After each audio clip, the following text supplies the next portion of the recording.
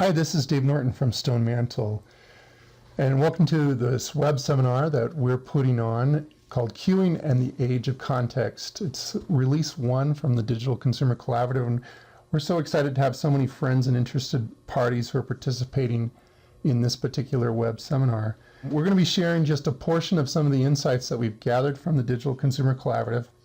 We have about 100 people who have signed up to be a part of this session, and we are very excited to have your involvement. First, let me tell you a little bit about Stone Mantel. We are a boutique insights consultancy. We've been around almost for 10 years now. We've worked with very large and small organizations over the years, worked with some of the very best companies in the world. We helped Tide and Crest and Olay define their first moments of truth and what happiness meant. Many of the things that you see on board a Royal Caribbean ship have come from the work that Stone Mantel has done over the years. We do a lot of holistic design research for Royal Caribbean. SunTrust is currently rolling out some very successful lending, deposit, and sales solutions that we co-invented with their company. And when you walk through the American History Museum at the Smithsonian, you're going to see a lot of our work as well. With Novo Nordisk, we've done a wide range of different solutions over the years. At the very core of what Stone Mantel is about is the Mantel method. It's a 4-step process that's an insights-driven innovation methodology that helps companies create holistic physical and virtual experiences. Mantel method starts out with digital ethnography, then goes to co-creative design work, then performance validation, and then helping organizations to take action. We call it discover, define, demonstrate, and act. And we're going to be talking a little bit about how we applied the Mantel method to the digital consumer. Stone Mantel has been known over the last 10 years for leading collaboratives. Now, these are industry guiding initiatives, and for individuals and organizations who participate, they are often very transformative. You think very differently about how to address the challenges of the day. And this collaborative is special to us. We're tackling one of the biggest challenges facing marketers today: how to understand the digital consumer. Our work is both theoretical and very practical. The objectives listed here were generated by the companies involved. And the process that we are going through is very rigorous.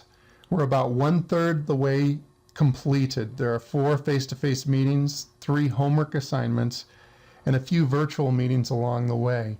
Right now, we're preparing for the March 4th meeting in Miami with the collaborative members. What we're going to be sharing with you today is what we're calling Release 1. You must be a member of the collab to have access to all of the insights gathered, but we can share some general findings.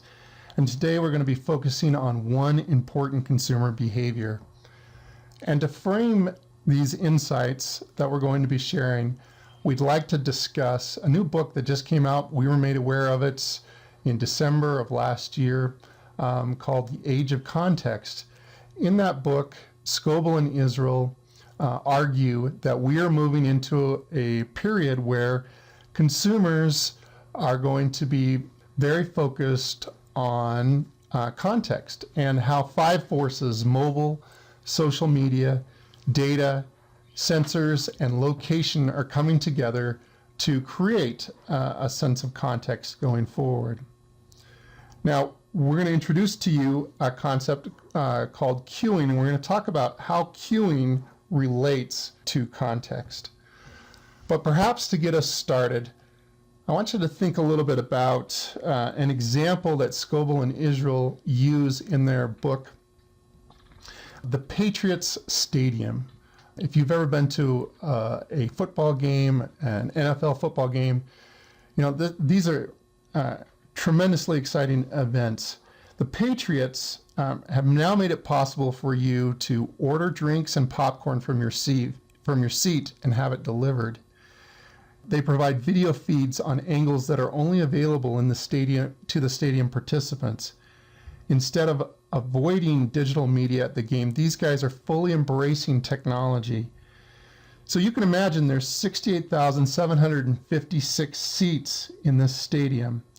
And you can imagine how much bandwidth is required in order for consumers to be able to use their digital devices to access content exclusive to this environment.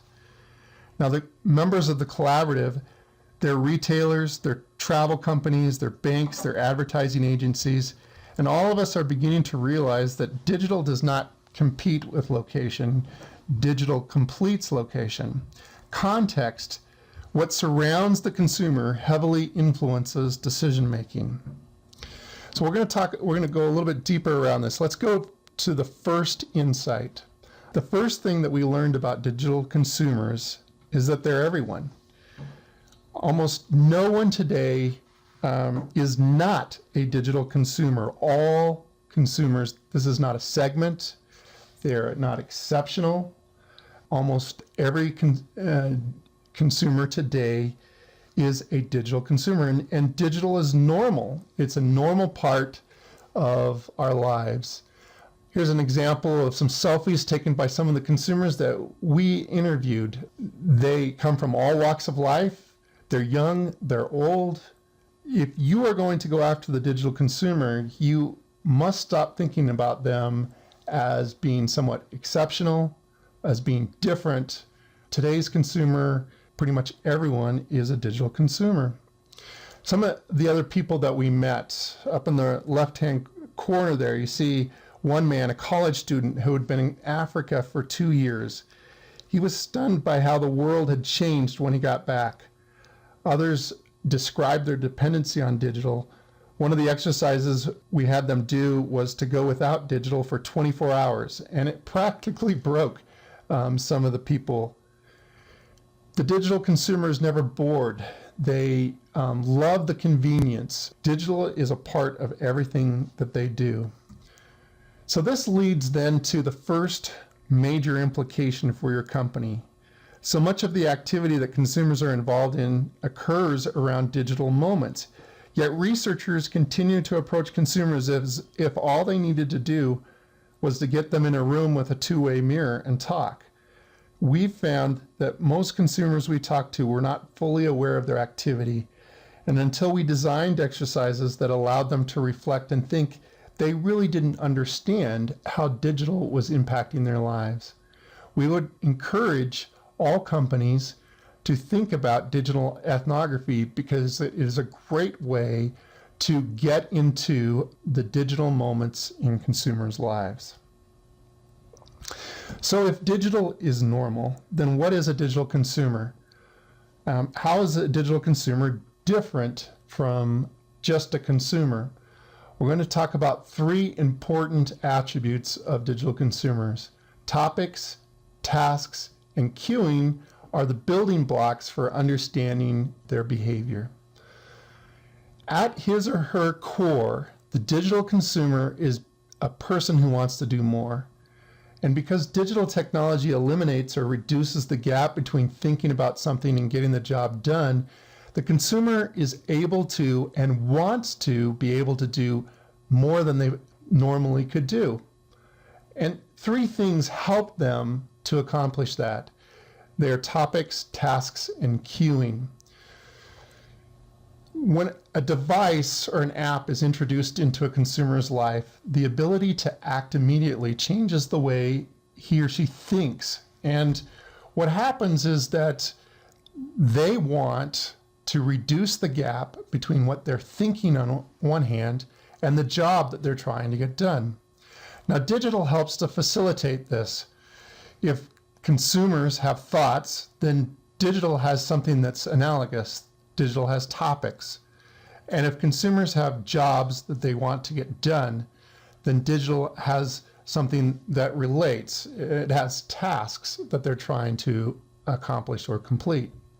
When the digital consumer begins to interact with digital devices, there becomes less of an investment in one single act. They almost to a person, desire the ability to do multiple things at once. And they develop a strong attachment to the people and activities that they interact with on digital devices. And that gap that's between what they think and their ability to get something done becomes something that they want to close. Now, there is a big difference between digital and people. People meander. They move all over the place. They go from one thought to another thought. And digital doesn't meander. So to facilitate the interaction between digital tools and thoughts and people and their devices, people and their devices queue. So now I'm going to walk you through step by step what we mean by queuing. Queuing is the thought to task interface. And the way that queuing occurs is that the consumer has a job that they want to get done. So in this case, Heidi needs to vent. On this particular morning, she had an extremely frustrating morning with her 2-year-old, and she needs to vent. Now, Heidi can vent through a number of different digital tools. She can go to Facebook, she can go to SMS Pro, she can go to the Bartle Bulletin, which is her blog that she started 8 or 9 years ago for her family to keep track of her children and the activities that were going on. She decides that she's going to go to her blog. And so she chooses a device, a tool. Now that tool becomes a part of her life. And you can see here all of the digital apps that she has on her phone. She has quite a few different apps that she uses. Once Heidi decides that device, that tool is going to become a part of her life, she needs to be able to remember it. And so she organizes the tool spatially on her digital device. And once that tool is organized spatially on her device, it becomes a part of her queue. And she's able to interact more effectively between her and what she thinks and what her device does to support her ability to accomplish her jobs. As the thought of doing the job the tool is designed to do becomes a recurring topic, Heidi then has the ability to do more than one thing at any given time. And she develops a series of different cues that she can work from. So here we're representing to the right the fact that in Heidi's queue, she could be focused on weather, shopping, blog, news, church, Facebook, Pinterest. There's a number of different things that she has queued in her device. And in the morning time, she could be interacting with those. We're representing each thing that could be queued as a topic by a little green dot. And tasks that she is actually working on as a circle around that particular dot. So here is what Heidi's day looks like. She has physical activities that she's doing on a regular basis. She's got to get the kids off to school. She runs errands. She coordinates a number of different activities. And in the meantime, she's interacting with her digital device. She's checking the news. She's sending text messages. You can see that there are little green dots and then there are blue dots. Occasionally, Heidi has to step away. There's a topic or a task that she does purely for the purpose of helping her to refresh, to relax. And then she steps back in to what she was doing before. She can go to Facebook and be focused on Facebook as a way of kind of relaxing. And then towards the evening, she might actually go to Facebook to accomplish something that needs to be accomplished. What Heidi is trying to do with her digital device is to maximize the total volume of attention. That, to Heidi, is what feels like productivity. Consumers feel more empowered and more productive when they're actually doing multiple things. So now we have a basic framework to understand how consumers behave. They have topics that they go back to on a recurring basis. There are tasks that they're trying to accomplish. And when they're trying to accomplish those tasks, they're trying to reduce the amount of time between thought and action. And queuing becomes a way for the consumer to interact such that the thought to task interface can occur and the consumer can feel more productive. Now, there's lots of evidence out there that consumers are in fact queuing. The number of tabs along the top of Heidi's browser tell the story. At any given time, the consumer is doing multiple things. This has major implications for you and your company because consumers are not necessarily just thinking about you during their decision-making process, whatever that decision-making process is, whether it's shopping, whether it's travel, whether it's gaming, whether it's all of the different things that are going on. They're not necessarily just thinking about you.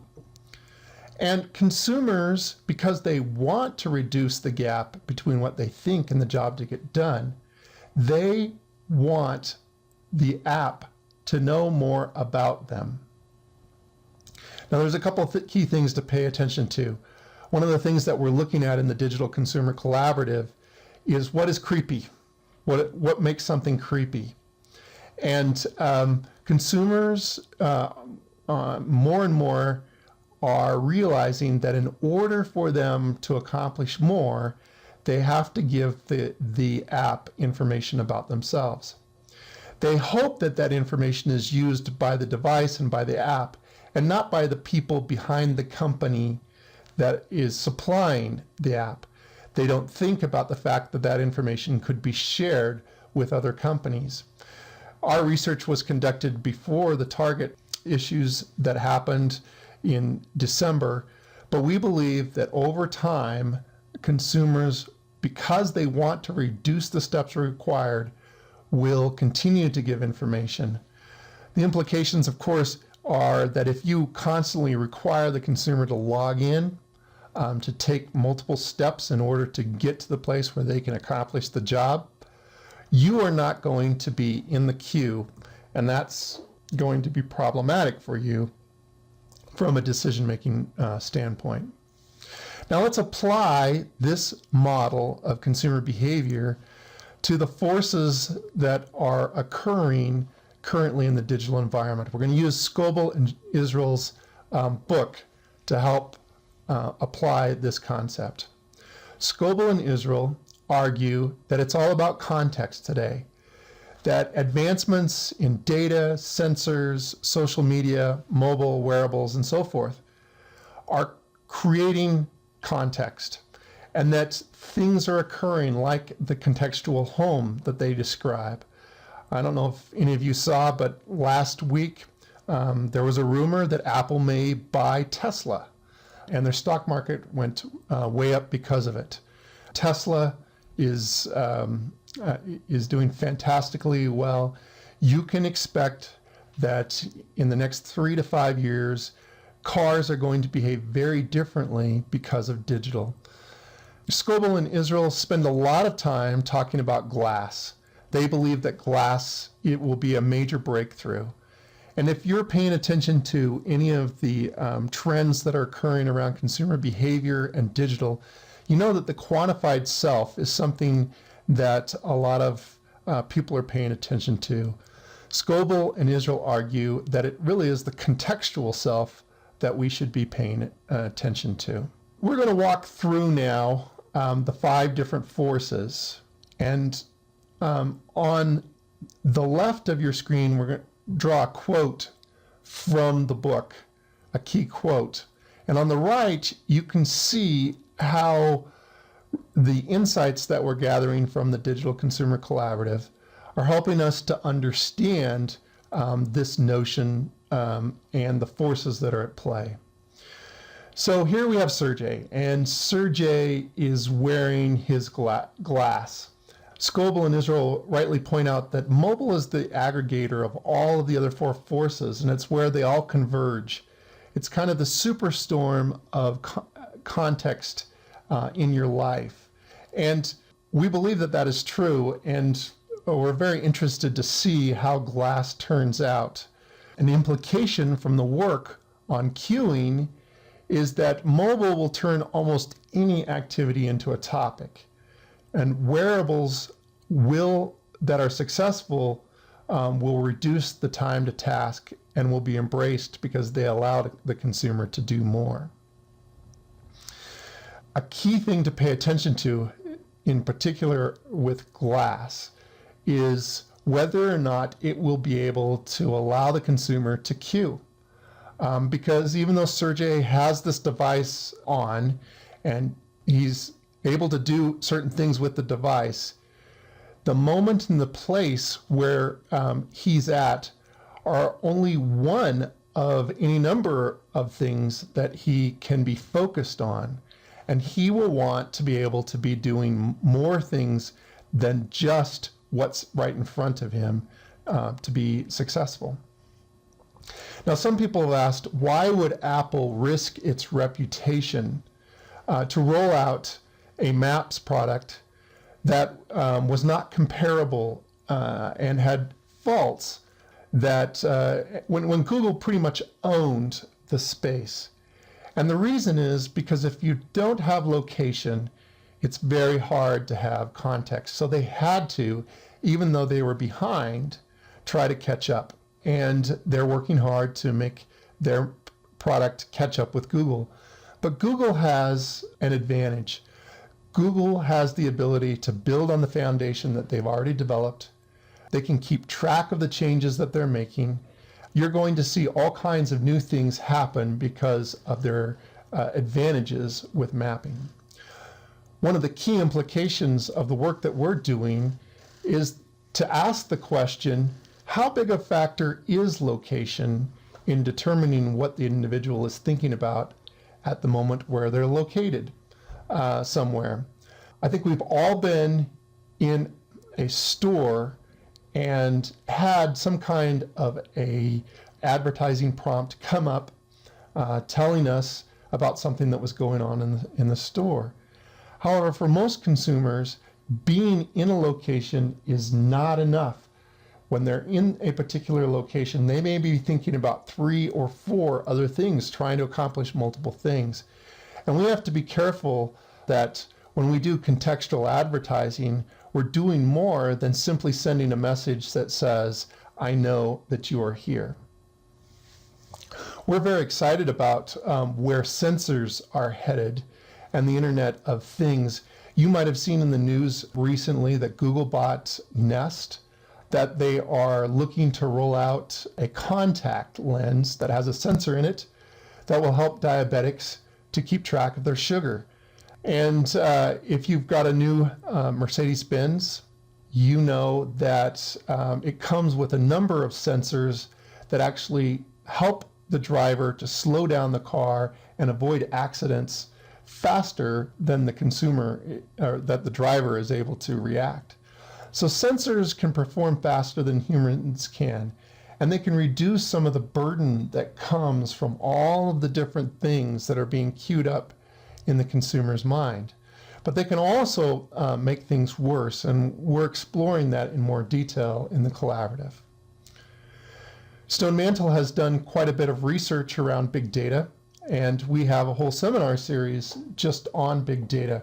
But we like what Scoble and Israel are talking about when they talk about little data, those tiny spoonfuls of information that are focused on helping the consumer to do little things better.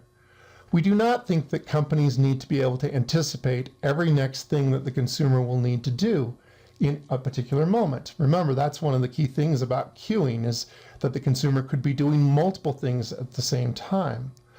But you do have to get very good at anticipating how to get the job done. And the better you are at helping to accomplish the job, the more likely you are to be maintained in the queue. Now, all of these forces, the sensors, the data, location, and all of the things that are occurring are changing the way that we think about context. Traditionally, we've thought about context as the environment, the meaning, and the conditions by which certain things happen. If you're in a particular place, that is the context. If there's a meaning that's associated with a statement that you've made, that has to do with the context as well. And there are conditions that are unique to the actions that are being taken. Digital context shifts things. Digital context acts almost like an inner ring around the consumer. As the individual increases his or her ability to do more, the question then becomes, how important is what's happening here and now to the digital consumer? And we begin to question and wonder about certain things, like what exactly do we mean by a considered purchase? What exactly does it mean to have completely accomplished a decision?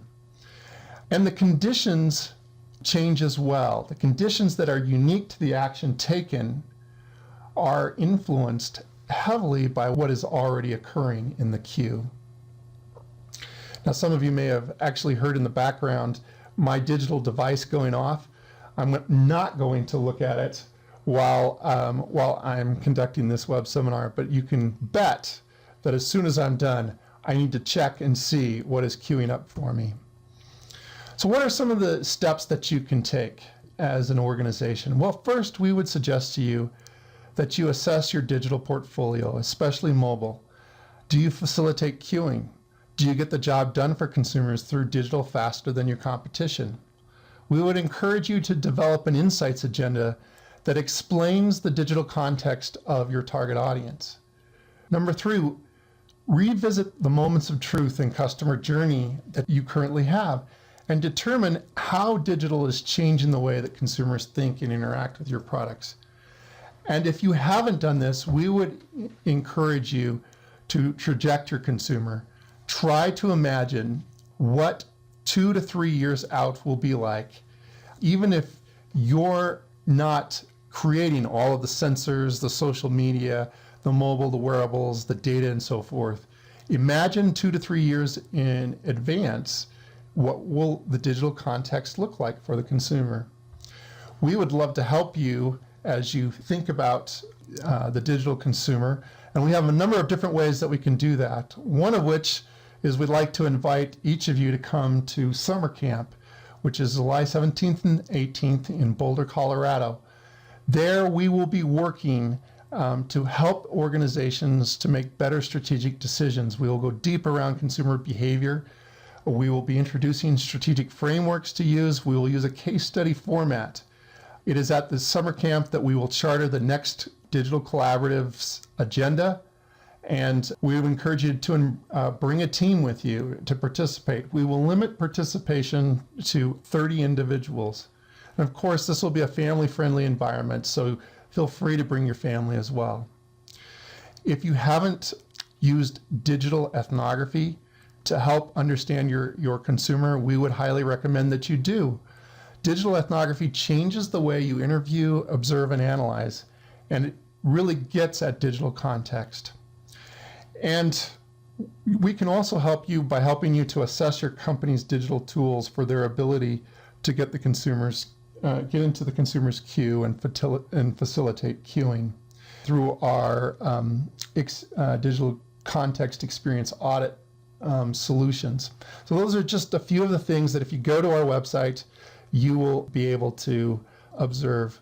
Stone Mantel has a long history of helping companies with both physical and virtual experiences. All of our strategies are handcrafted. We have some great frameworks and models on consumer behavior that we can tap into to help your organization. We want to thank you very much for taking time today to listen to this web seminar.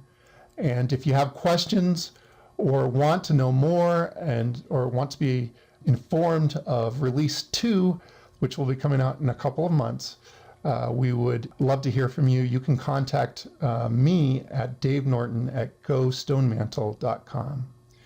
Thank you very much.